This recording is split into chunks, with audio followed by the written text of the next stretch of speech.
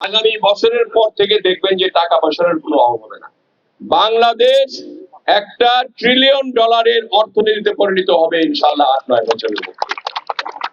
এই কাজটি করলে পরে আমাদের এই যে শ্রেণী পেশার লোকজন যারাই আছেন সবাই উপকৃত হবে।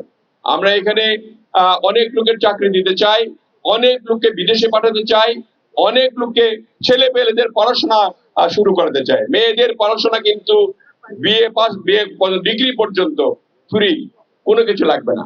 আর বাচ্চা কাচ্চা যারা আছে এই যে প্রাইমারি স্কুলে আপনাদের এখানে প্রায় 1500 স্কুল আছে। এই 1500 স্কুলে এক একটা স্কুলে 50 জন ছাত্র, 100 জন ছাত্র, এরকম না, সকল মানে বাচ্চা যাদের আছে সবাই স্কুলে দিবেন। এবং স্কুলে দিবেন এই জন্য যাতে করে স্কুলে যাতে মানে বাচ্চারা কিন্তু যেতেও চায় না, এটা আপনাদের বাপ মাদের একটু খেয়াল করতে হবে যে স্কুলে যাতে যায়।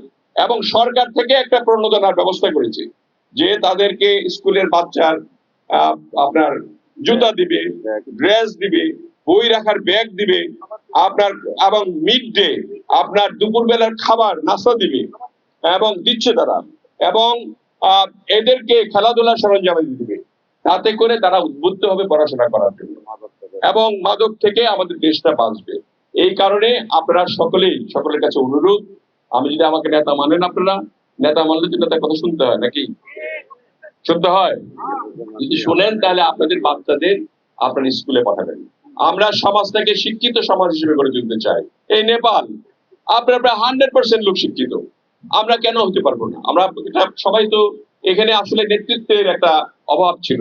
আজকে জিয়াউর রহমান বেঁচে থাকলে হয়তো দেশ এইরকম থাকতো না, বেগম খালেদা জিয়া এভাবে কষ্ট না দিত তাহলে এরকম হতো না। এখন আমরা লাস্ট রিজোর্ট পেয়েছি আমাদের তারেক রহমানকে।